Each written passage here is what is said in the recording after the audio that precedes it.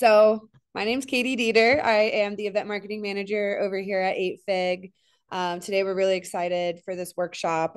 We are joined by Sarah Levinger. She is a consumer behavior specialist, and she is excited to kind of share all of her insights and her knowledge for you guys today. I'm going to let her kind of take it away for the rest of this workshop, and then I will pop back in for Q&A at the end. So, Sarah, thank you so much for being here, and we'll let you take it away.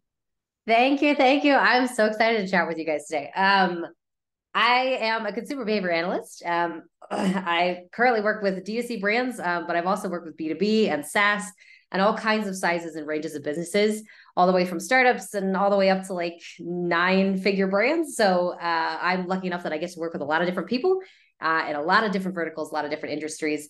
But my job in particular is basically just to take the human emotion and the human mind and simplify it for marketers so that we can understand how the brain actually interprets specifically advertising, but psychology in general, right? So this is going to apply to basically everywhere inside your brand. Today, we're going to talk specifically about ads, because I think this is obviously at this time of year, especially, one of the biggest things that we're focused on at the moment is running ads, trying to boost numbers in our sales, and really getting people in the door. Basically, just so that the brand can continue on and grow in this particular period of time, because Black Friday obviously is one of the biggest sales of the year. And so let's dive in. I'm going to share my screen really quick with you guys and comment if you guys can't see this, but you should be able to. And we're going to walk through some stuff today. So like I said before, I'm Sarah Levinger, Consumer Behavior Strategist. And today we're going to talk about how to boost your sales, cut costs, and captivate the masses using consumer psychology. Because like I said, this is kind of where everything comes back to, is how the brain actually interprets ads. So before we actually get into the meat of it, I want to actually tell you about a customer. And some of you may recognize him. If you don't, this is Rabba. He was the CMO for Triple Whale for a while. Very, very talented marketer, very, very skilled at what he does. Really nice guy. But one of the most interesting parts about Rabba, and if you know him very well, or even if you've only met him briefly, you know that Rabba loves shoes, like loves them. Like Rabba loves shoes to almost like an unhealthy point. Like the guy gets really invested into Nikes in particular and has just hundreds of them. He built like a shrine in his office. Like Rabba loves shoes, right? So this is really interesting, I think, when we start to think about how consumers gravitate towards products and brands. Because for Rabba, this is a huge part of his identity, right? But Rabba doesn't just love any shoe at all. He specifically loves one type of shoe. And like I said, that's Nike in particular for him. Now, for Rabba, how did he go from, I just love shoes and sneakers to I only love these shoes and this sneaker, right? Because obviously, if you're Nike, Rabba is like the best customer that you could possibly have. He is the whale that everybody's looking to get because of how invested he is in the shoes and in the brand. So today, I want to kind of give you guys a little bit of a sense of how the brain actually becomes attached to brands and how we can use that in advertising to actually speak to the emotions that the people are cultivating for themselves. Because in Rabba's case, he loves these shoes, but in general, most people go about their lives and they start their journeys with things as children, right? And we start to kind of build an association with things in our life based upon all the experiences we're currently having, had in the past, and will have in the future. So for Rabba, the entirety of his life and all the experiences that he's had led him to build an association with these shoes inside the brain that now makes him a very, very loyal customer. But for your brand, it may be different. Your customers might need to have a different association with things, which we can help them cultivate. So let's dive into it. How do you do this? How do you take a person from, I just kind of like shoes, to I'm only going to buy these shoes and these are the only shoes I'm ever going to wear forever? Let's start with some facts. Fact number one, customer equals human. I think this is very important for us to come back to basics, especially when it comes to consumer psychology, that every term that we use, customer, subscriber, engager, follower, purchaser, whatever it is, they're all just different phrases that we use for the same exact thing, which is human. Everybody we sell to is a human. Now, We are humans that sell stuff to other humans. But the interesting part about this is when it comes down to the brain, unfortunately, the humans that we sell to don't really care about what we care about. So they usually, I will say, most humans have a very specific idea of what they want their life to look like. So a lot of the times our customers are already in several different journeys to better themselves, to get more education, to further their lives, to help their kids, to grow their businesses. They already have a full set of ideals and desires that they're currently working towards. And we are trying really hard to figure out where we fit in that subgroup, right? Now, studies have shown that on average, consumers see somewhere between 4,000 and 10,000 ads every single day. And that's for the American adult. Kids are a little bit less, but in general, people see a lot of ads every single day. So this is kind of what it looks like to the human brain when we're going through and actually trying to digest all these ads, especially when we're trying to decide, is this ad something that pertains to what I've already tried to create in my life? Because as we talked about before, the brain is building all these associations and trying to get us to our goals. So the ads that we look at are constantly being weighted against the desires that we have in our everyday life. Now, fact number 3, marketers aren't quite sure how to reach their ideal customers. So this is something that I've noticed as marketers try and go through and connect themselves with these emotions that people are feeling and try and inject themselves into the desires that people currently have. Most of the time, we're just kind of guessing. Every month, we're spending millions of dollars to run more ads and A/B split tests, more creative, and trash things that don't work and get new landing pages and send more emails. We're just throwing more spaghetti at the wall in an attempt to try and figure out what people actually want, right? So this is kind of what it looks like.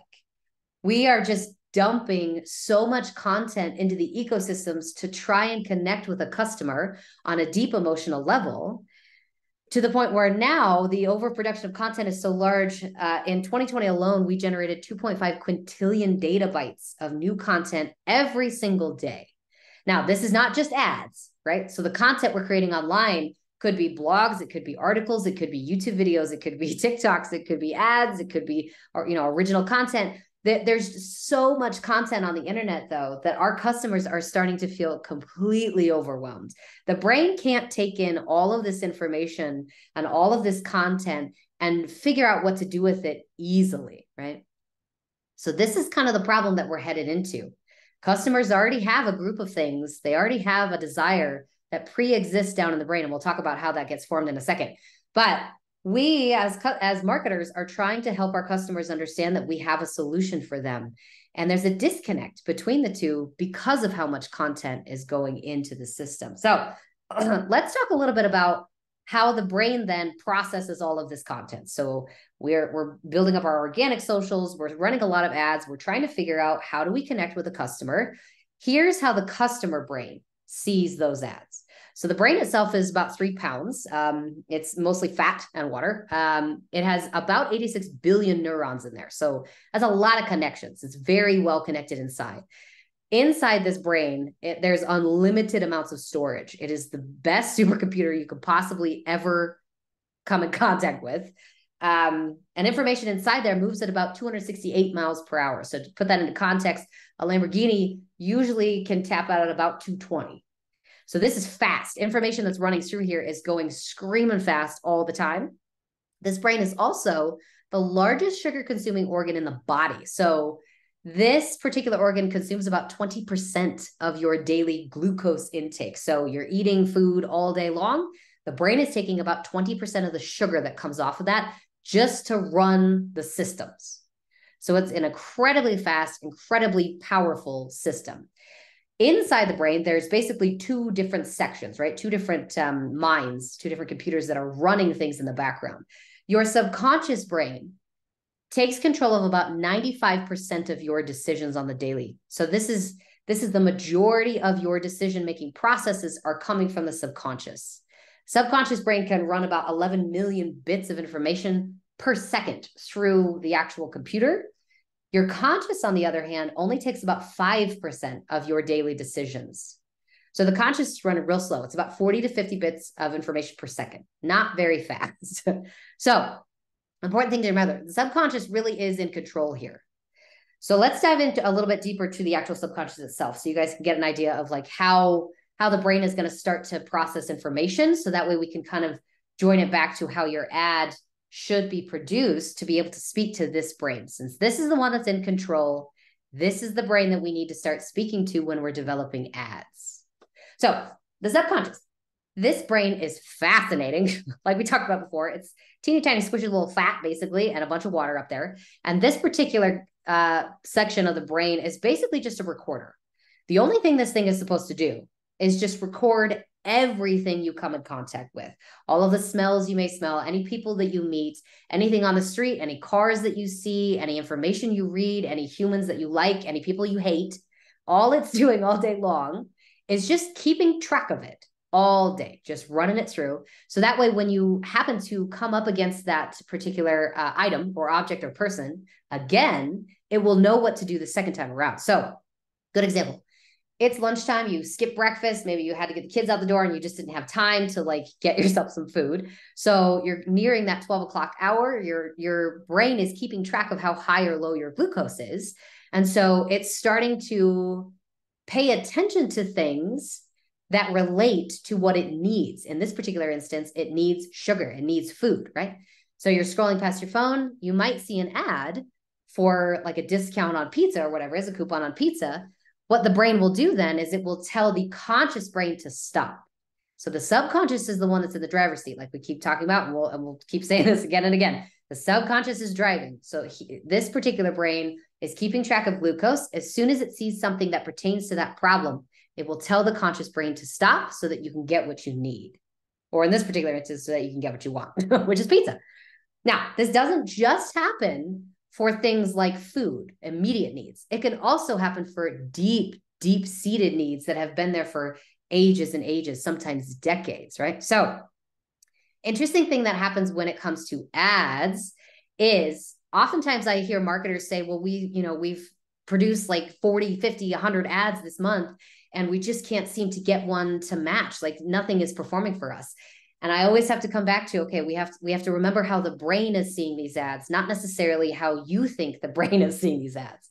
Most of the time, people think ads are being seen like this, right? So where people are actually viewing the ad, looking at it, making a conscious decision, is this right for me or not? This is how the brain actually sees ads. What it's using is something called attentional bias. So attentional bias basically means that we are going to block out anything in our immediate area and focus on something that's going to pertain to what we want in life, right? So the brain, the subconscious, is watching you go through ads, and it's making split-second decisions as to whether or not this ad is important or we should stop and actually look at it. So most of our ads, 9 out of 10, are being completely ignored by the subconscious before we even get to the point where we have an ad that works. And I don't tell you this just to like make it sad. I hope that you're not sitting there going, well, what is that? We should just stop advertising that if the brain is ignoring most of our ads. This is kind of where I think most marketers land, which is just frustrated, right? Like if the brain isn't seeing our ads, then how are we ever supposed to make our paid advertising work? This, I think, it has created this giant kind of bubble within marketing where most of our advertising dollars are now being wasted because people don't know how to speak to the subconscious mind.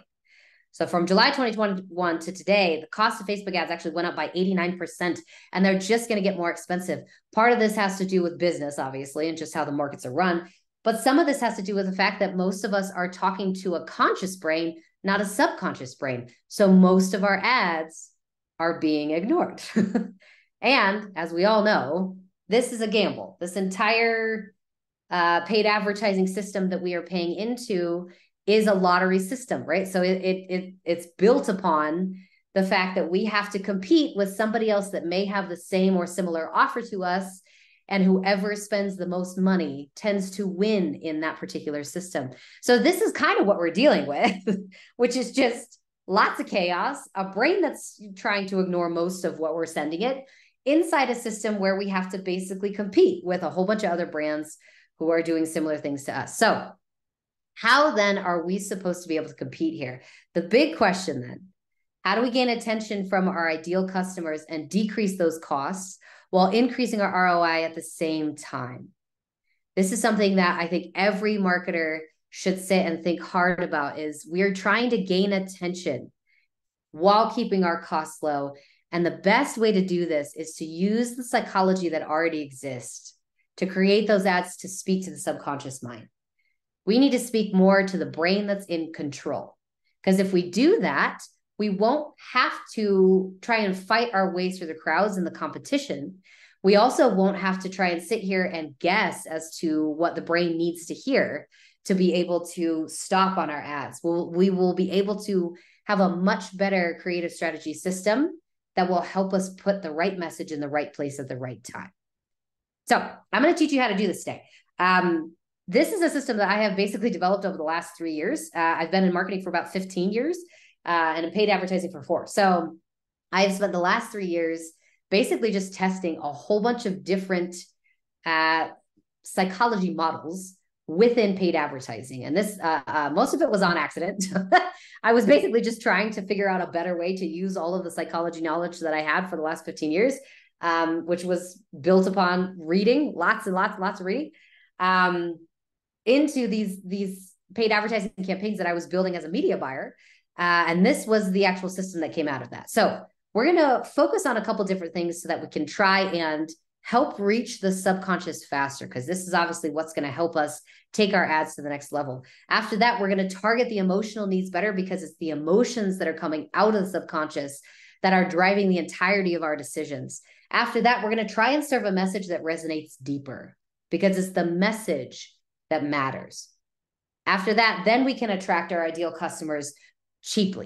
We're trying to go for as cheap as possible, because paid advertising is only going to get more expensive. So first step, customer feedback. Very, very important to gather real-time data on your customers. So a lot of times when I come in and do consulting with brands, most of them have some sort of demographic information, and we'll talk about the differences between the demographic and psychographic in a minute. But I often have to go back and ask them, do you have anything that's current or anything that's actually more like qualitative than quantitative? Because that, I think, is where the majority of brands are missing information from their customers. So first thing I want you to do, if you have access to it, please buy your customers coffee. Have a one-on-one conversation in the same room, in the same lighting, in the same environment, and ask them as many questions about their journey as possible. I usually have a set of questions that have been built on these psychology models that I'm trying to figure out exactly what they bought. I think is pretty important, but even more important is why they purchased it. So I'll usually start with the question of, tell me a story about the last time you purchased a product like ours, and then just let them talk, like just let them go. Because at this point, we need as much information as possible on what the journey actually looked like, instead of just what they purchased, how many they purchased, and how much they ended up spending. If you can't get your customers for coffee, then we'll go into the actual online version of these. So we're conducting our surveys. Comments are very, very important. Reviews are one of the best places, I think, to get more information on what your customers liked and didn't like about the product, as well as how they got to you. That's very, very important. Post-purchase surveys are also one of the best places to do this, just because people tend to talk a lot more if you keep those open-ended questions. And then you want to exchange quality emails. Do this at least once per quarter. Once per quarter, we want to get this type of feedback that's very robust, very in-depth, because customers are going to change. And we'll talk about that too. So this right here, customers shift their buying habits throughout the year and throughout their life. About every 12 weeks, give or take a few weeks, we will see a new customer purchasing behavior come out, depending on the market. So in the US, this happens a lot when the seasons shift. So oftentimes, as you start getting towards the summer, we're coming out of winter, you'll start noticing that consumers will start changing their habits as to what they're purchasing. Same goes for when we start going into fall. So especially in this particular country, women hold about 80% of the purchasing power in the US, for the household income, at least. Most of the time, as soon as we start to hit back to school, moms will start to purchase different things than they used to purchase in the summer. So this happens on cycles. There's some of these that happen over and over again every single year. They don't really change a whole bunch. And then there's some that will change drastically depending on where these consumers are in their life. So it's important as marketers to realize we don't we shouldn't be focusing so heavily on like what our customers are. I'm not super worried about whether they're male, female, they make 120,000 or live in Chicago or have 5 cats. I'm more concerned about when they are in their life. What age are they in? What, generation are they a part of? And then what are they almost about to hit? Are they almost about to have kids? Are they just about to buy a house? Are they just about to become empty nesters? Did they just retire? Are they just about to go to college? When they are in their life will drastically change how this message gets ingested, I guess you could say, by the brain. So like I said, once again, the best place that you can go is to the reviews. So I'll show you my system for how I actually go through and gather this information. But reviews are one of the best places to go and try and figure out when your customers are in life and what they're focused on most, especially emotionally. So step 2, analysis of all this stuff. Once you've gathered all this information, I usually put it into an Excel spreadsheet. Then we have to go through and try and identify the psychographic markers that will help us understand what message to send and when. So I talked about this a little bit earlier, but I oftentimes will see brands get a giant packet of demographic information and also like plausible things about their customers, usually from these big data companies that go through and do a lot of different surveys and things and try and understand where the customers are. Toughest part about this is they're usually educated guesses. So the purchase intent, usually the demographics can't tell me why they purchased, which is more of like we think our customers purchased because of this, this, and this. We also can't identify purchasing flow from demographic information. It can't tell me first they went to Google, then they went to Facebook, then they talked to their mom, then they talked to their sister, then they went to Google and purchased. I can't figure that out from demographic information. This is the reason why, again, demographic is important, but it just doesn't tell us enough. And then finally, the emotional motivators. I have to know why people are purchasing. Which emotion came up when they started to purchase? Because this will help us build better messaging on the back end of the ad. Demographic can't quite tell me that. So this is the reason why I prioritize psychographic markers every single time. Psychographic markers have to do with what the actual psychology of the person was going through when they purchased from us. So this will be able to tell us triggering events. So what happened, right? Did they go gluten-free? Did they just buy a house? Are they giving up on their outdoor garden and they just don't know what to do with their time? Like, what happened before they started the process of trying to find a solution? Psychographic markers can tell us that. Purchasing flows for things. So I want to know the customer journey, right? So is your customer like an omni-channel shopper? Are they influenced most by their family or friends? Like, where did they go after they discovered they had a problem, and how long? Super important to find out. How long did it take them to go from I have a problem to now I have a solution? This is really important, and psychographic information is how we get it. And last but not least, obviously, the emotional motivators, like we just talked about. I really want to find out what are those extreme desires that they have, because every customer will fall into like a group of emotions that tend to kind of light their way a little bit, that tend to like direct the flow of traffic when it comes to making decisions. So here's how I do this. I used to have a giant spreadsheet that I would basically take all of the reviews off of a brand's website, put it into an Excel spreadsheet like this, and then basically organize it by character count, because I wanted the largest stories to come up first. And this particular snippet was taken off of Yiddy, which was a brand I worked for last year. And then I would categorize them one by one into 9 different emotional motivators. So this psychology model was built off of a psychology model from my friend Will Leach. He's an economist. He's been doing it for about 25 years. So he spent a long time building up this kind of psychology model that helps us understand which emotions people are using to purchase and when. So he identified 9 different emotional motivators that tend to come up a lot when people start purchasing products or consuming. And in a row here, they're acceptance, accomplishment, competence, experience, empowerment, esteem, freedom, nurturance, and safety. So these are the emotions that a customer will feel while they're going through the purchasing process. Now, in my experience, we usually don't just get one. We'll usually get maybe 2 to 3.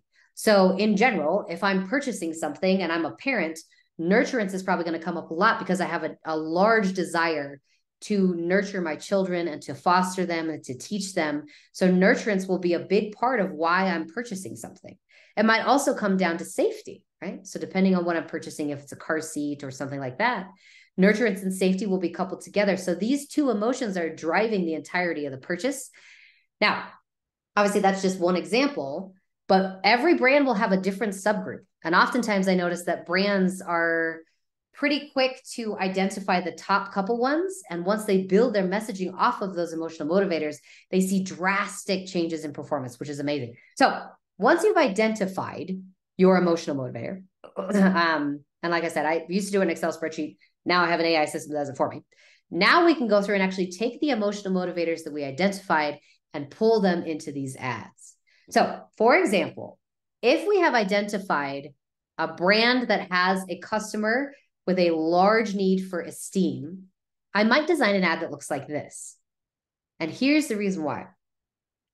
Most of the time, in general, the brain usually processes images about 60,000 times faster than text. So I try really hard to focus on the actual image first and then build in different pieces of the actual emotional motivators into other areas of the ad. So in this particular ad, when I was designing it for Yitty, I built in esteem to the actual image itself. Empowerment was one of the other top two, I would say, emotional motivators that came out of their report. And so we built that kind of into this particular piece of text where 10,000 women wear it on the daily. This is a big empowering kind of a phrase that talks about other women are wearing it every single day. So this is something that you can do too. And then experience, we actually put this into some of the other pieces of text that talked about some of the things that these women are currently struggling with when it comes to this type of shapewear, right? Another example. So if you have a customer that's currently very heavily focused on security, which when I say security, I'm not necessarily talking about safety in particular. Security has to do with basically reducing your risk around something. So these customers are really heavily focused on making sure that they're not making mistakes in their journey. So for Kettle and Fire, this was a company I worked for last year as well. This brand in particular does a lot of different things on bone broth. And these customers have been dealing with such intense health issues for so long that they're very, very careful about what they put into their bodies now.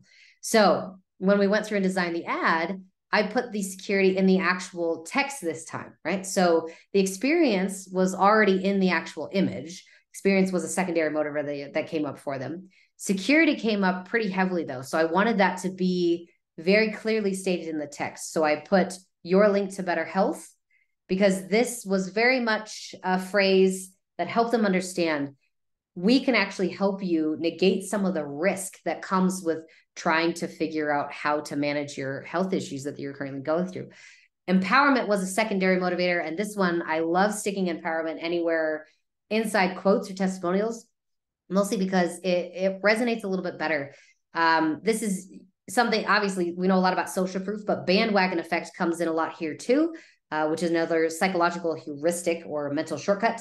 And this basically has to do with people need to see that other people were able to achieve the results that they want to be able to feel secure in this. So final one here, acceptance. If you have a customer who's really focused on, I just want to feel accepted, like into a particular crowd, or I want to feel like I belong somewhere, this is the type of ad that you may create. And again, it's really important to pair good imagery with good text. But in general, I try really hard to remember that people are scrolling past this at like the fastest rate you could ever think. They're just like screaming through all of this content. And so I need to have something that's going to be very clear, simple, and defined so that we can easily get these people to understand we have what they want. So for this crowd, this was a really interesting brand that I actually did a full report for and identified the emotional motivators. Acceptance came out heavily for them. And then experience and security were secondary. So for this crowd, Hopheads Unite, this was really interesting because when I went through and actually did the report for these guys, Hopheads was a self-adopted term. So self-adopted terms happen a lot in communities where there's basically language that's built inside the actual industry. So if you've ever like been a hophead or really enjoyed beer that has a lot of hops in it, hophead is something that a lot of people use. The interesting part about this particular brand is they are a non-alcoholic brand. So they make hoppy tea.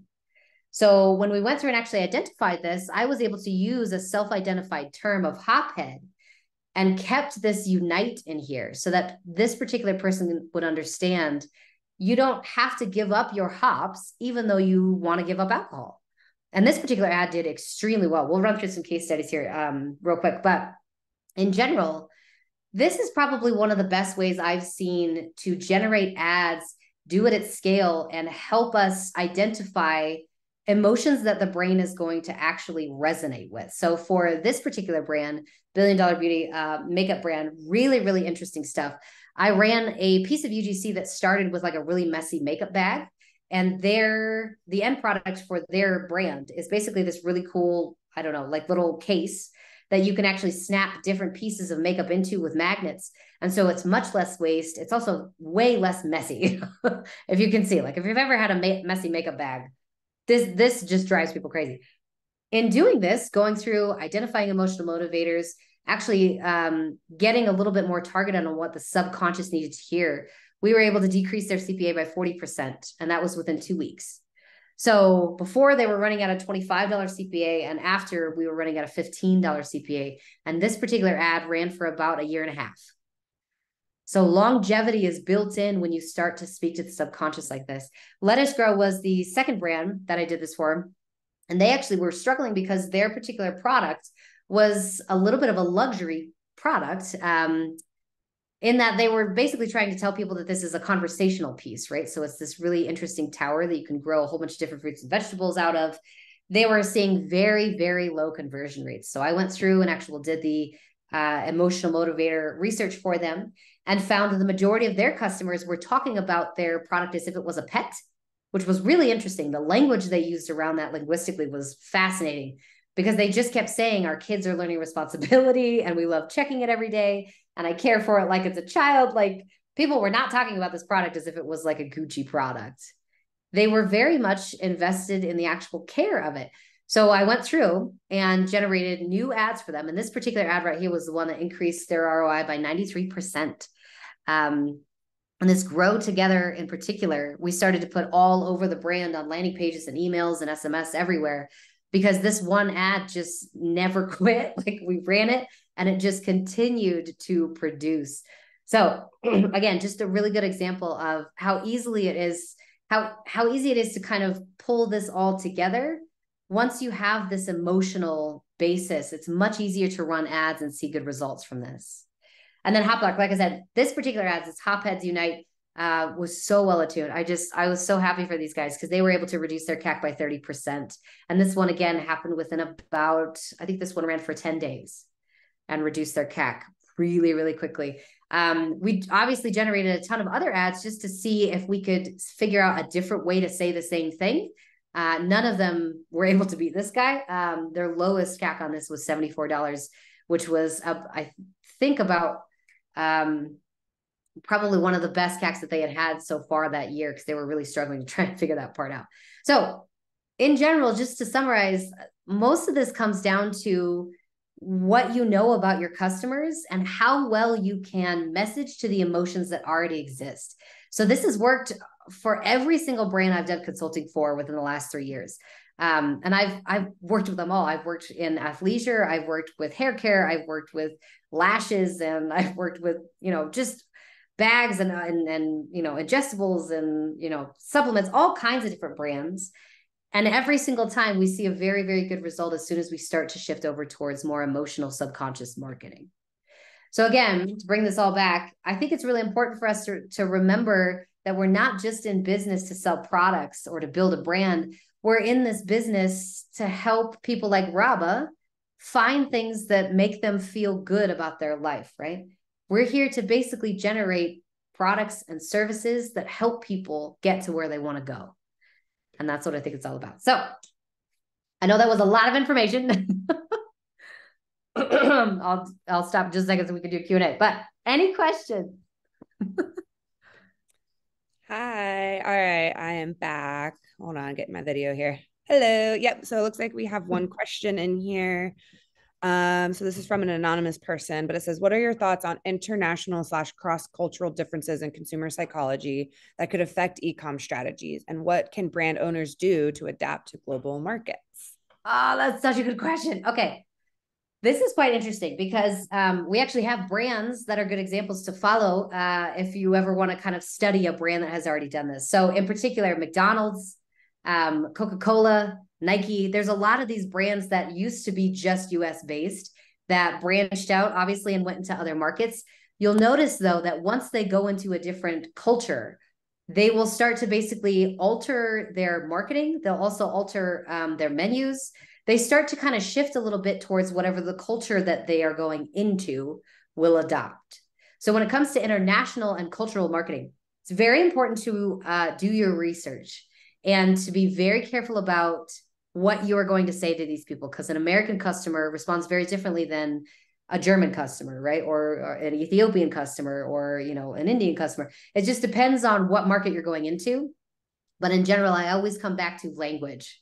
So most of the time when I'm trying to develop international campaigns, I will start with making sure that my language use is very careful and correct. Awesome. Hopefully Thank that you. helps. And then someone's follow-up to that was, this was great. How can we get an appointment?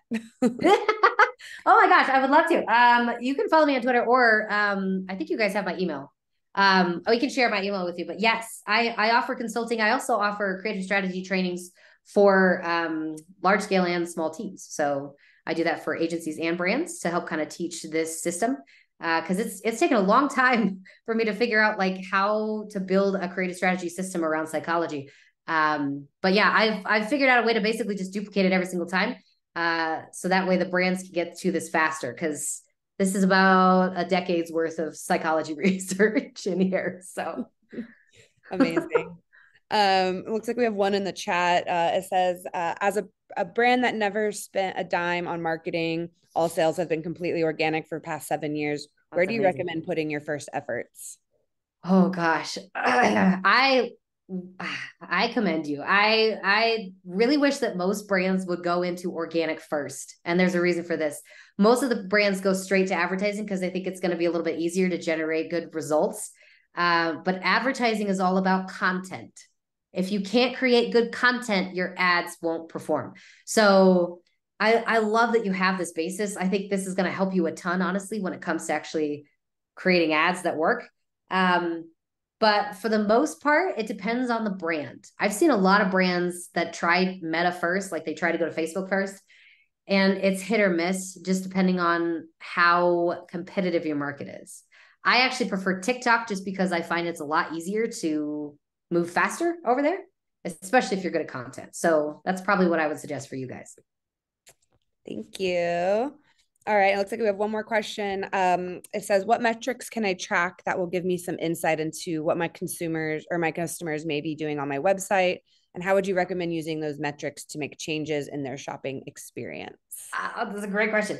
I actually had an entire Twitter thread, I think it was last year, that basically was just comparing different metrics. So every media buyer that you talk to is going to have a different answer. I will start with that. But for the most part, I don't track a whole lot of metrics nowadays that are going to be secondary. I try and track primary metrics, which is usually spend. I want to track obviously sales. So I got to see some conversion off of it. I do track CPAs just to double check and see how much is it costing me to get these people in the door. And then click-through rate is probably the last one. Interesting things that you'll notice. And it's changing a little bit for me because I actually have a very different account structure than I used to. I used to be very much on board of like broad targeting, and we need to make sure that we have, 2 to 3 campaigns in there, a testing campaign, a scaling campaign, a wildcard campaign. Now, all of my campaigns are structured towards emotional tests. So I usually have about 5 to 10 campaigns running, especially for a larger brand. But each one is based upon the emotions that I'm currently testing. So if I go through and do this report, identify the emotional motivators, I'll take the top 5 or the top 3, whatever it is, and build out campaigns that are just testing emotional motivators, and that's it. So if you start to notice things like we have really high click-through rate, but we have no sales at all, that's usually a landing page issue. So somewhere between ad and landing page, they didn't get their need met psychologically. If you see lots of good click through, a decent amount of like conversions, but our CPAs are crazy high, this usually means that I'm drawing in either a low educated or low intent customer, and that's a messaging issue on the ad. So there's lots of these different like connections, right? Like we have to go through and double check and see, what does this one say? What does this metric say? Compare them together. What are they saying together? So that's usually where I start, is trying to figure out where am I seeing drop off or high costs? And then we could try and figure out what's happening in that particular spot. Awesome. And then it looks like we have one more question in the chat. And then I know, Sarah, you mentioned we may be able to do a live review. Yes, Totally up to you. So we'll take this last question and then we'll do that kind of live feedback here in a minute. But someone asked, you said that you're using an AI assistant to organize your research. Can you share the name of it plus more of your process behind the scenes? Yes. Okay. So my AI assistant is actually like my own development. So it's not anything super fancy. That one was built on Google Cloud actually. And it's basically just an NLP. So if anybody's in data science, NLP stands for natural language processing. And it's basically taking whatever data set you give it and then comparing it to a giant set of phrases and words that you have generated beforehand, right? So I went through and basically created what's called a corpus of about 10,000 words. So each category has its own subgroup of words that it will compare. So it'll take all of your reviews and say, double check and say, I don't see any of these words inside this phrase from this review. So I don't think it's that category. And it'll do that over and over and over and over until it goes, okay, this category has a lot of the same words that this review does. So we're going to categorize it as esteem or nurturance or whatever it is. You don't have to develop this yourself. Easiest way to do this, honestly, is go to ChatGPT and take all of your reviews, throw it into chat. And I have a prompt that's basically just tells chat, like, analyze all these reviews and categorize them into these 9 different emotional motivators for me and give me the top 3 that are coming out most frequently. That's the easiest way to do it. It's also free. So that's where I would probably start. Amazing. Thank you, Sarah. So for those on, we're going to do some live feedback. We had one of our 8-Fig customers reach out looking for some feedback. So we're going to do that now. And then if we have some extra time, we'll finish with some more questions. Hey, okay, perfect. So this particular brand, I'll share my screen here. This particular brand, Nora Essentials. So I found the website. I don't see any ads running, but I can actually go through and we can just do kind of a rundown of the actual brand itself. I don't know if this is where you're currently sending customers to. So I'll analyze basically 2 pages, home page and then shop page, because that's usually pretty common for where people are sending. Interesting part about this. So just from knowing nothing about the brand, there's a couple things that I always see on landing pages that I want people to be conscious of. As we talked about before in the presentation, images get processed 60,000 times faster than text. So no matter what, the eye is going to come to this image first, and then it's going to bounce around to try and figure out what's going on with this image. So in general, I try and make sure that whatever this image is on this particular piece of the landing page, it needs to be very psychologically easy to process. This one is a little hard because we're missing half of the actual flame. So I'm not sure, is this like a glass of milk? Why is it on a book? Like your brain is going to do this very, very quickly, but it will decide very quickly, is this a site I want to stay on based upon what the image looks like? So secondary thing to that, if you're in an English speaking country, the brain does something very interesting when it reads. And this is taught from us from childhood. Once you learn how to read, your eyes will do this kind of like Z pattern bouncing around, bounce, bounce, bounce, right? But you'll start in upper left and you'll almost always end in lower right. And this is how we process everything. Landing pages, emails, SMS, ads, all of it gets processed like this, bounce, bounce, bounce, bounce, bounce. So in general, I try and keep very important things in upper left or lower right. And then I want to focus specifically on making sure whatever's here is going to be very emotionally targeted. So this light your way to a better mood, I like the sentiment of it, but we're not entirely sure if people buy candles to be in a better mood. So that's the very first thing I would try and focus on research-wise is, what do my customers actually want to experience? Because it's possible they don't want to be in a better mood. It's possible they want ambiance, not mood. Ambiance is like a tiny bit different than mood. So as we go through here, we can go down a little bit more. Very important things to note when you're doing landing page design. Almost all of this is going to get skipped, even this. the headline on your landing page is the only thing that people are going to read because people skim. And that's just because of the subconscious and how fast it's moving. This is really the only thing that people are going to read unless they're very interested in one particular piece. Heat maps will help a lot with this to try and figure out which of these pieces people are actually stopping at. But in general, I want whatever the headlines say to be very emotionally attuned. I love that it's female founded, earth conscious, nature inspired. But again, is that what the customer wants to hear, or is that what I want the customer to hear? We need to be focused on what the subconscious needs to hear. So we may need to change this earth conscious, nature inspired, female founded to something more like, I don't know, inspire your house guests to never want to leave or whatever it is, right? So it's possible that they actually want to impress other people, not necessarily themselves. So again, focus on those headlines. Going through these, this is not bad. I don't mind actual headlines on top of imagery when it's smaller like this, because I can actually contextually see what this is. If these were bigger, I'd be a little more concerned with just image and text issues with the brain, but so far this is fine. This I actually really like, just because I can finally see what the full product is.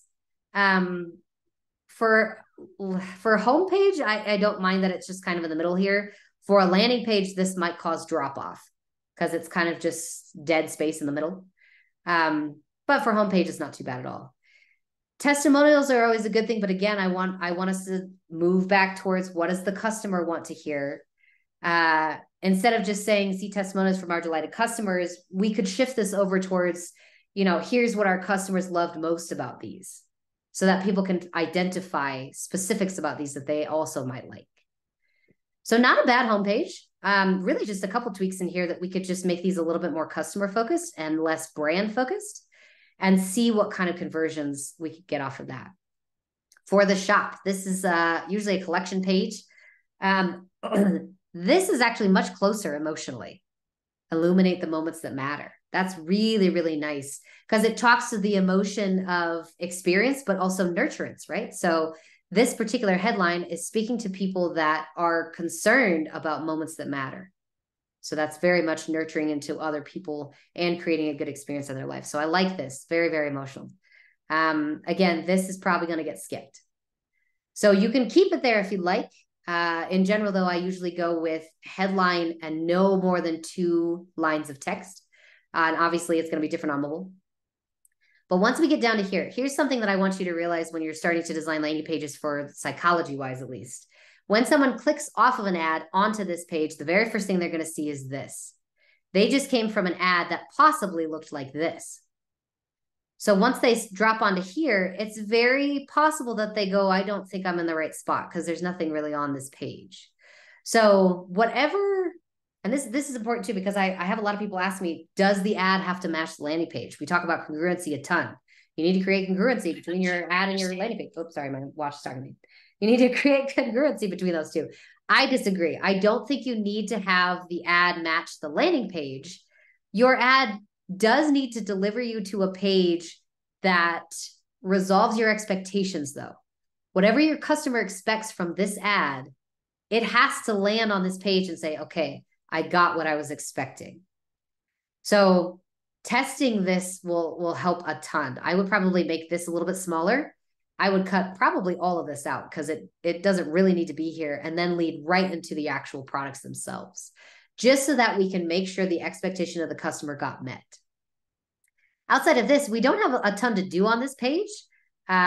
Usually when I see pages that are more category pages, I like to see a little bit more, especially if you have more products, would probably be better. If you only have this many products, then I would like to see a little bit more social proof. So go back to a little bit more testimonials, especially at the end of your products themselves, and try and give a little bit more context as to why people should purchase off of these. The other thing I'm noticing in here, which is really interesting, and this we could talk all day long about this, but pricing psychology is pretty big when it comes to purchasing things. So I see a couple of these in here. This is a clear vessel. So I'm assuming that this is some sort of a stand. It's not very clear to me what this particular piece is, but it has a range. So that for this particular product, I'm probably psychologically going to skip it because I don't know what the price is actually going to be. This is better because I can tell this is actually a discount on things, right? But it's the only one that has a discount. So now in my brain, I'm thinking, why is this one on sale and nothing else is? So when it comes to actually trying to figure out your prices for things, be very careful about what people see on the actual category pages, because some of this might throw people off just based upon the fact that I can't tell what I'm going to get when I click into these. And hopefully that makes sense. But if we do click into this guy, I feel like your product pages are very nicely done. Like I really, really love what you've done here. And some of this obviously might just be the template that you have. But this template is very, very nice. So the last point that I want to make here is whatever your headlines are, like we talked about before, need to be very emotionally tuned, but they also need to tell me exactly what I'm going to get. So I love that the name of it is Island Reverie, but I also need, what is that? Island Reverie candle? Island Reverie, like, am I getting the table? Like, what am I getting off of it? This sounds ridiculous, but you need to tell customers a ton of information, even if you don't think you need it. So I would add on to all of these Island Reverie soy candle or whatever it is, right? Or, 5-ounce candle, whatever it is, because they're going to need that context to be able to make a good decision quickly. The only reason we have any of this information on this page is to help our customers make a decision as quick as humanly possible. So hopefully that helps. I think it'd be really interesting to look at some ads. And we can always do some more offline stuff if we need to, but really, really good. Like the site isn't like one that I would do a whole bunch of work on. These are small tweaks that we can make to basically increase just like faster psychological processing. And this is for every brand. Headlines, imagery, and making sure that everything is very emotionally attuned is pretty important. Sarah, thank you so much. And it looks like the owner of that business did thank you in the comments there. So we appreciate you for sending in your website and being willing to do some Thank you. feedback for us. Cool. So we'll wrap up with like 2 more questions and then we'll just kind of end the webinar there. But so it looks like we have 2 in the QA right now. So someone said, how different are buyer psychology principles that can influence customer loyalty and retention versus the first time customer purchase and acquisition? Oh, that's a really good question. Acquisition is a totally different beast than retention, mostly because by the time you hit retention, what we're trying to do is help people make an identity out of our brand. We want them to become so attached that this is the brand that they will now identify themselves with, right? So most of the time when I'm doing acquisition, I'm trying really hard to solve an emotional problem. But as soon as I get to retention, I really want to then help create an experience around the brand that creates that instant loyalty. So for Nike, obviously, they're pretty big on their customer service side. But if you come in through acquisition of anything, if you buy it in like Gart Sports or whatever, I don't know if Gart Sports is around, but if you buy their shoes wherever, right, even if it's not on their website, the experience of purchasing a Nike shoe is elevated because they'll start sending you things, right? You'll start to get these really different pieces of like postcards and thank you notes and like, do you want to buy another pair of those type of things? And then you'll also start seeing them all over the place. So they have a YouTube channel that you can check out. Like you can go to meetups now, like you can meet your favorite celebrities. They've created an entire, basically the Disney world of their brand. Now, this isn't always feasible for every brand, but even if you can create a tiny bit of experience from an online standpoint, you'll get that connection much deeper. Association is going to be pretty important, especially going into like 2024 and beyond. For the brands that are going to survive the best, it's all about retaining customers through experience. What can I provide to them that will help them just inject our brand into their daily life? That's pretty important. Great. Thank you, Sarah. And it looks like I've seen a couple people kind of asking, where they can connect with you, a little bit more about your crash course online. Yes. So we can kind of wrap up with where can people find you and connect with you, and then a little bit about, what you offer from your website, and then we'll just sort of wrap from there. Yes. Okay, perfect. I'm so excited you guys asked because I'm almost finished with this course. I have had a course in the works for like basically a year. I hate the word course just because courses get a bad connotation, but This one in particular is built to be a crash course. So it's 1 hour, really nice, condensed so that you can pick up these techniques very, very quickly.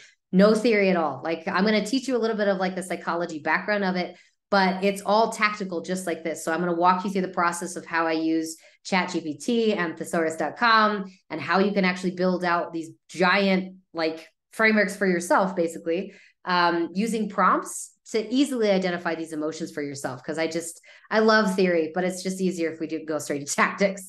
So best way to do this, easiest is probably to sign up for my newsletter. And that is go.sarahlevinger.co, go.sarahlevinger.co. And that will shoot you kind of right into the email list itself. On that email list, I do a lot of creative strategy breakdowns. So you can actually watch me go through and do lots of iterations for different brands and things like that, including ideation. And then from there, I'll send you guys kind of an update email for this is how to access the course. And you can go here to purchase if you'd like.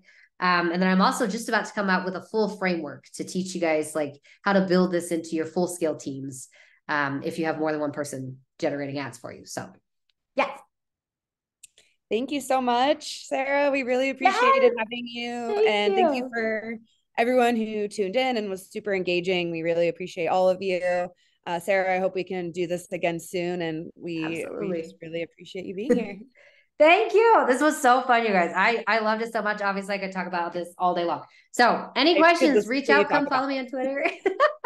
I'm constantly over everywhere, Twitter and LinkedIn. So if you have any questions, hit me up. Otherwise, thank you. This was so fun. Thank you, everyone. Until next time, we'll see you soon.